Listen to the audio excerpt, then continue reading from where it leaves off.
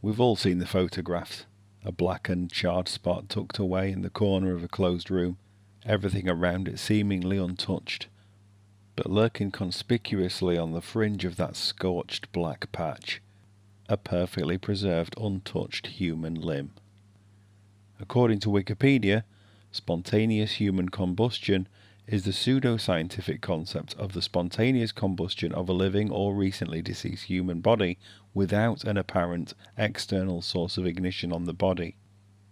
In addition to reported cases, descriptions of the alleged phenomenon appear in literature, and both types have been observed to share common characteristics in terms of circumstances and the remains of the victim. Pseudoscience or not, something's happening to these poor people, but what? Today, we'll be sifting through the ashes for the answers to the age-old conundrum: what is spontaneous combustion? Are you ready? Let's get weird! The history of mankind is riddled with the weird and the wonderful. Bizarre people, strange places, and odd events.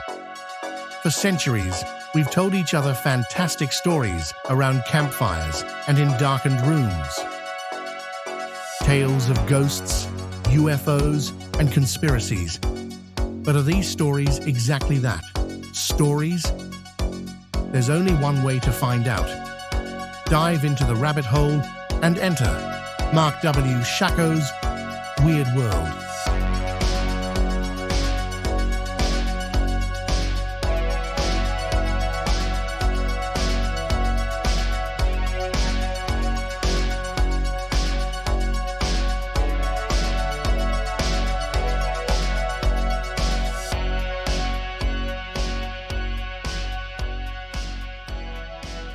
Hello and welcome to Marc W. Shako's Weird World, and today we'll be looking at a bizarre phenomenon where victims seemingly burst into flames. We'll look at a couple of famous cases, one relatively recent, and a couple of theories as to what on earth is really going on. So, let's start at the beginning. Both idea and term spontaneous human combustion were first put forward as far back as 1746. The phrase was coined by Paul Raleigh, a Fellow of the Royal Society. Back to Wikipedia, and Fellowship of the Royal Society is an award granted by the Fellows of the Royal Society of London to individuals who have made a substantial contribution to the improvement of natural knowledge, including mathematics, engineering science, and medical science. Paul Raleigh had an article published in the Royal Society's scientific journal Philosophical Transactions concerning the mysterious death of Countess Cornelia Zangari Bandi. Who's she? Countess Bandi was an Italian noblewoman, now unfortunately most famous for her death. But reading an extract from Paul Raleigh's account, where he did get her age wrong apparently, it's easy to see why. The Countess Cornelia Bandi, in the 62nd year of her age, was all day as well as she used to be, but at night was observed, when at supper, dull and heavy. She retired, was put to bed, where she passed 3 hours and more in familiar discourses with her maid, and in some prayers. At last, falling asleep, the door was shut. In the morning the maid, taking notice that her mistress did not awake at the usual hour, went into the bedchamber and called her, but not being answered, doubting of some ill accident, opened the windows and saw the corpse of her mistress in this deplorable condition. 4 feet distant from the bed there was a heap of ashes, 2 legs untouched from the foot to the knee, with their stockings on. Between them was the lady's head, whose brains, half of the back part of the skull, and the whole chin were burnt to ashes, amongst which were found 3 fingers blackened.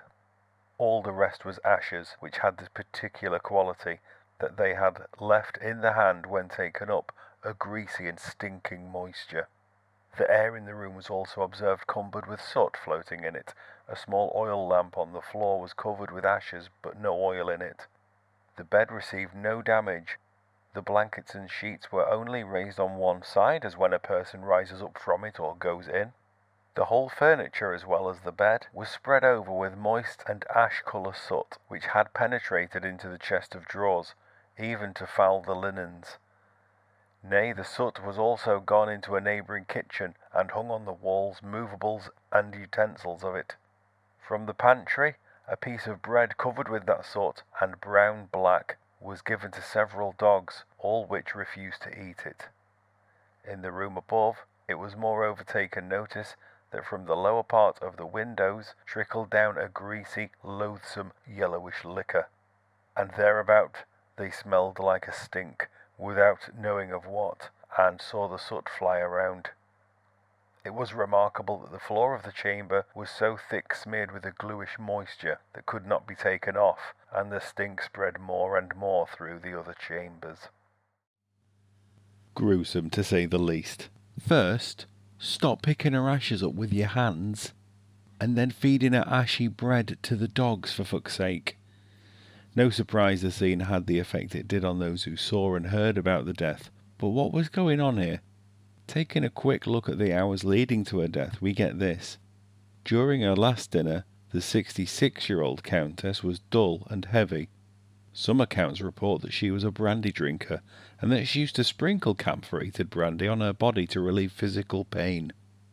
What's camphorated brandy? Brandy mixed with camphor, at a guess. Camphor is a waxy, colourless solid with a strong aroma used for skin creams to relieve itching from insect bites and joint pain, in those nasal sticks to relieve congestion, and camphor is used by marksmen to blacken the front and rear of rifle sights to prevent the sights from reflecting. That's interesting. This is done by setting light to a small amount of camphor which burns at a relatively low temperature, and using the soot rising from the flame to deposit a coating on the surface held above it. Does that account for the sooty deposit described in the Countess's room? Maybe. Less so for the bits of body that didn't burn. Keep this little nugget in mind. The cremation process typically requires temperatures between 871 and 982 degrees Celsius, which is 16 to 1800 Fahrenheit, and around 2 hours to ensure the complete disintegration of the corpse. Let's look at some other cases before we dip into potential causes. The next case is the most recent one I could find. The BBC ran this story on their website under the headline, First Irish Case of Death by Spontaneous Combustion. In December of 2010, forensic experts entered the home of an Irish pensioner. The article is linked, I won't name him here, but anyway, it's too recent. They found a scene as baffling as it is macabre. The man's home had been the scene of a blaze. Oddly, the blaze hadn't spread beyond the confines of the living room. The 76-year-old was dead, lying on his back with his head closest to an open fireplace. Thing is, forensic experts had specifically ruled that a fire in the fireplace had not been the cause of the fire. Aside from the floor beneath and ceiling above the body, there was no other damage to the room. On top of that, there was no trace of any accelerant, and there was nothing at the scene to lead investigators to believe that the badly burned body had fallen victim to foul play. So, had the man just burst into flames? According to the coroner, Dr. Kieran McLaughlin, yes. At that point in his career, Dr. McLaughlin had been investigating deaths for over a quarter of a century. This was the first time he'd ruled someone victim to spontaneous combustion. He said this fire was thoroughly investigated, and I'm left with the conclusion that this fits into the category of spontaneous human combustion, for which there is no adequate explanation. Here's another story, this one from the 1980s, and another more recent alleged spontaneous human combustion death in the UK. Jeannie Saffin was born in 1921 in Edmonton, London. At the age of 61, on the evening of 15th of September, Jeannie was at home with her father Jack and brother-in-law Don. Jeannie and Jack are in the kitchen together when Jack's attention is drawn to his daughter. The reason? She's on fire. Using water from the kitchen, Jack and Don are able to douse the fire in time to save her life. They call an ambulance and paramedics treat her en route to North Middlesex Hospital.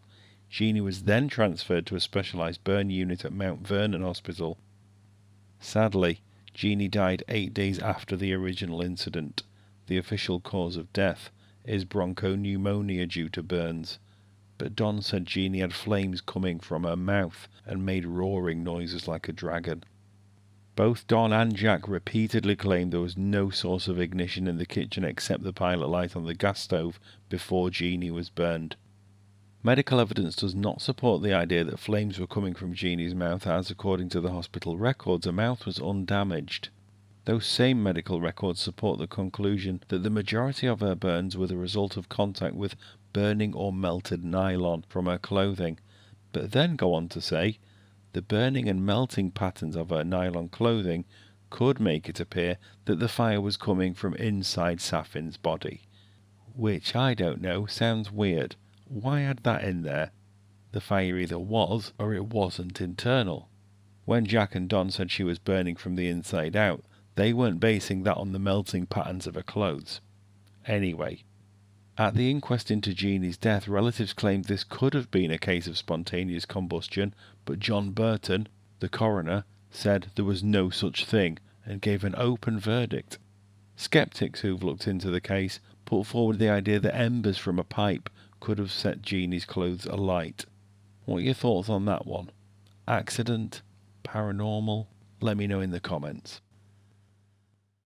Let's move on to the story of Mary Reeser. On the morning of the 2nd of July 1951, the landlady of Florida resident Mary Reeser went to deliver a telegram, but something was wrong. There was no reply, and when she tried the door handle, it was hot to the touch. When firefighters burst in, after the soot and smoke cleared, what they saw left them shocked. It was, of course, the smouldering remains of Mary Reeser. All that was left of her was a foot still clad in a slipper, a section of backbone, and apparently a skull shrunken to the size of a cup, although that is disputed, and thought to be a knot of muscle from the neck area. The night before, her son had paid her a visit, and she said she was going to have a cigarette just before bed. She was never to be seen alive again. The ceiling and tops of the curtains were blackened, though not burnt. A ceiling beam was on fire and had to be put out by the firemen, and the table next to Mary's chair was burnt to ashes too. Aside from the huge damage to the partition between kitchen and living room and the obvious gruesome remains, for the most part the rest of the apartment was left undamaged. The sheets on her bed appeared clean, and newspapers left on the water heater were untouched. Local police chief J.R. Reichart was so baffled he wrote to the FBI saying, "This fire is too puzzling for the small-town police force to handle." Boxes of evidence were then sent to the FBI, including portions of the apartment rug, smoke samples, rubble from the walls and floor, and segments of the chair. The FBI found no evidence of lightning strike, failed fuses in the apartment, or substances that might start a fire. In fact, what the FBI did say wasn't overly helpful. Listen to this.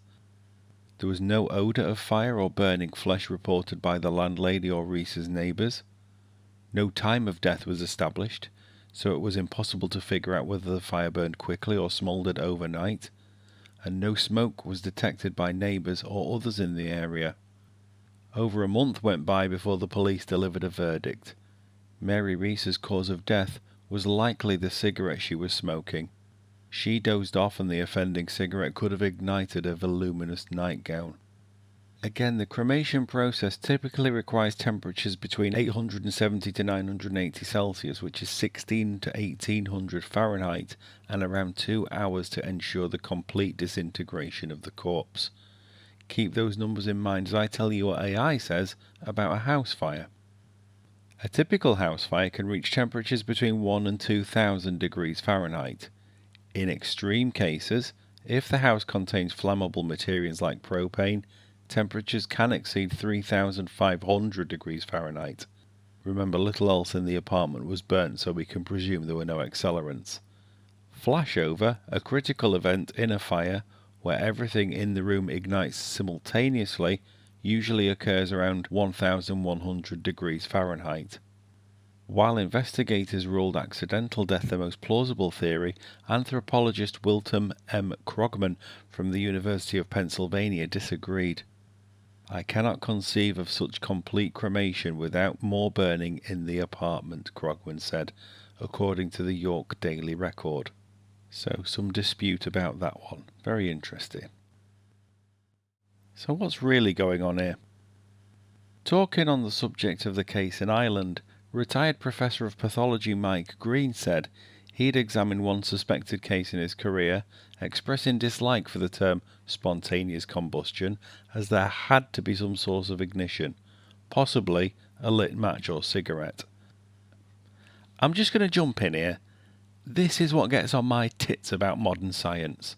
Knocks about like it's got the answer to fucking everything when they can't even explain why fucking bicycles don't tip over. Fuck me, the hubris.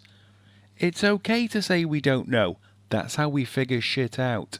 In 1902, Canadian-American astronomer and applied mathematician Simon Newcomb said, "Flight by machines heavier than air is unpractical and insignificant, if not utterly impossible."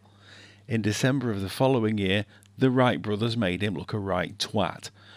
What if the Wright brothers had just gone, "Go, okay then," and just quit? Sorry, it just really annoys me. I digress. Back to the cocky Professor Green. There is a source of ignition somewhere, but because the body is so badly destroyed, the source can't be found, he said. Okay, that is reasonable. Even the most experienced rescue worker or forensic scientist takes a sharp intake of breath when they come across the scene of a potential spontaneous human combustion. Mr. Green said he doubted explanations centered on divine intervention. "I think if the heavens were striking in cases of spontaneous combustion, then there would be a lot more cases. I go for the practical, the mundane explanation," he said. Very droll, I'm sure, but here's one. This is from Listverse article Top 10 Bizarre Birth Defects by Jamie Frater, fact-checked by Alex Hanton. Links obviously in the description. Craniopagus parasiticus is a condition in which a child is born with a parasitic extra head from their unborn twin. Gross. There have been only 10 cases of it in documented history. 10. In history. Way fewer than suspected cases of spontaneous human combustion. But they happened. They're real. All I'm saying is just because something hardly ever happens doesn't mean that it never happens. Anyway, that's enough of my ramblings. Let's hear a quick word from our sponsor, which is me. For more spooky strangeness, visit www.markwshako.com. And now, back to the episode. And we're back. So, spontaneous human combustion, what does the science say? Here's a few of the main theories, though not all of them, from Wikipedia. Number 1. Almost all postulated cases of spontaneous human combustion involve people with low mobility due to advanced age or obesity, along with poor health. Victims show a high likelihood of having died in their sleep, or having been unable to move once they caught fire. Okay, that is interesting. Although it doesn't fit with Jeannie's story. Let's move on to the next one. Number 2. Smoking is often seen as the source of the fire. Natural causes such as heart attacks may lead the victim to dying, subsequently dropping the cigarette, which after a period of smouldering can ignite the victim's clothes. Remember that advert they used to show on telly when smoking was a thing? That armchair that caught fire off a cigarette. The whole room was up in flames in minutes. Next. This next one the scientists are really pleased with themselves about. The wick effect. So the wick effect hypothesis suggests that a small external flame source, such as a burning cigarette, chars the clothing of the victim at a location, splitting the skin and releasing subcutaneous fat, which is in turn absorbed into the burned clothing, acting as a wick. Gross. This combustion can continue for as long as the fuel is available, i.e. the fatter you are, the longer you burn.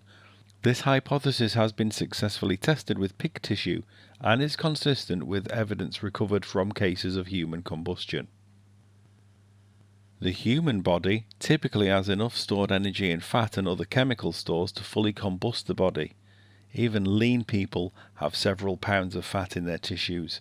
This fat, once heated by the burning clothing wicks into the clothing as much as candle wax is drawn into a lit candle wick, providing the fuel needed to keep the wick burning. The protein in the body also burns, but provides less energy than fat, with the water in the body being the main impediment to combustion. However, slow combustion, lasting hours, gives the water time to evaporate slowly. In an enclosed area such as a house, this moisture will recondense nearby, possibly on windows. Feet don't typically burn because they have the least fat. Hands also have little fat, but may burn if resting on the abdomen, which provides all of the necessary fat for combustion. So this one works because, as well as the sciencey stuff making sense, the examples where the body is mostly gone happens to victims who are alone, but doesn't really explain why some of the alleged examples of spontaneous combustion who die sitting in a chair don't run around trying to put themselves out. Burning alive, I'd venture, is painful enough to wake someone up from sleep, unless they're already dead when they go up, of course. Number 4. Brian J. Ford has suggested that ketosis, possibly caused by alcoholism or low-carb dieting, produces acetone, which is highly flammable and could therefore lead, apparently, to spontaneous combustion. That one doesn't quite fit either, but it is interesting, so we'll come back to that one a little bit later. And then number 5. Spontaneous human combustion can be confused with self-immolation as a form of suicide. In the West, self-immolation accounts for 1% of suicides, while Benjamin Radford of the Skeptical Inquirer claims in developing countries the figure can be as high as 40%. Sorry, but that's just bollocks. Self-immolation as a form of suicide is almost always a sign of vehement protest. What were any of the people in these stories protesting? If you just wind that back a few seconds, you can probably hear me rolling my eyes as I'm reading that one out. Skeptical Inquirer. Anyway, that's what the science says. Interesting stuff there, especially the wick thing. But keep those theories in mind as we hear one final story just before we finish. In September of 1967, a call was made to the emergency services. Whilst walking to work, the good people of Lambeth, South London, had noticed a derelict house with an odd bright light burning inside.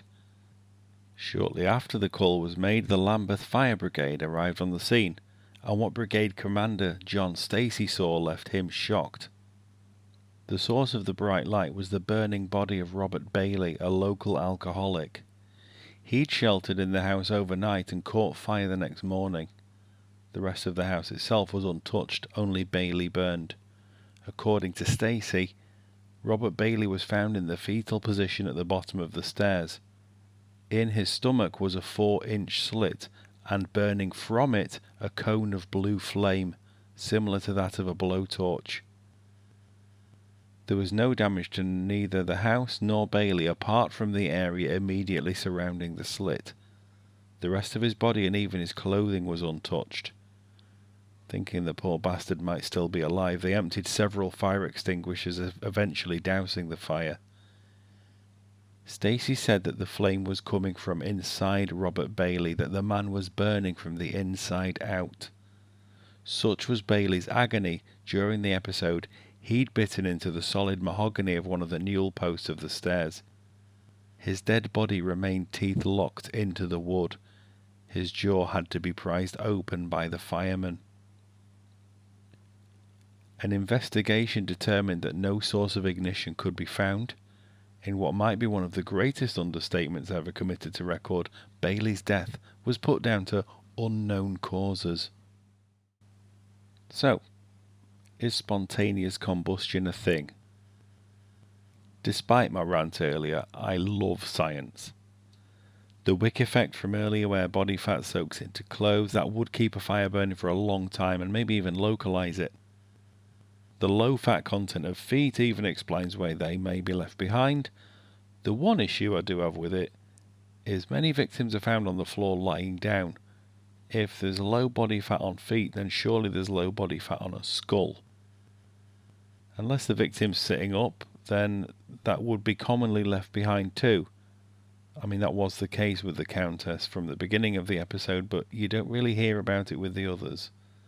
But that does bring me back to explanation 4 on the above list. Burning from the inside. On the documentary Inside Spontaneous Human Combustion, hosted by Iron Maiden frontman Bruce Dickinson, because why the fuck not, they tested a bunch of theories around some of the possible causes of this most bizarre of mysteries. Fire Chief Stacy, who found Robert Bailey, was actually interviewed on the show, saying he thought the problem was inside the burning man. One experiment on the show actually replicated the results of the sad tale of Robert Bailey with freakish accuracy. A mixture of gases created by the gut in very rare circumstances that could ignite upon contact with air. That's right, folks, flatulence. It sounds like I'm making light of the matter, but the truth is, the sad stories of Robert Bailey and Jeannie Saffin are not so easily dismissed. They don't quite fit into the Wick effect category. So is it possible there's something more to this? Pyrophoric materials combust upon contact with air. One such example is phosphorus. Could some rare bodily reaction to phosphorus-rich foods be the cause of spontaneous human combustion? Makes me think back to the case of Countess Cornelia Bandy feeling dull and heavy at her final dinner. Food for thought. That's all from me. Thanks for listening. Until next time, keep it weird.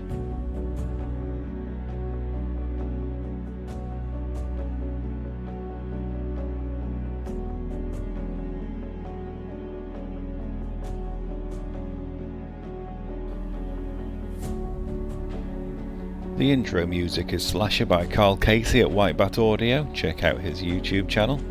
The outro music is Lone Wolf by Guillaume Bernard. Please remember to like, subscribe, rate, review and share this episode wherever you may have heard it. And you can find me on Facebook and X as Marc W. Shako. For more information on my books and all things podcasty, visit www.markwshako.com. Thanks for listening.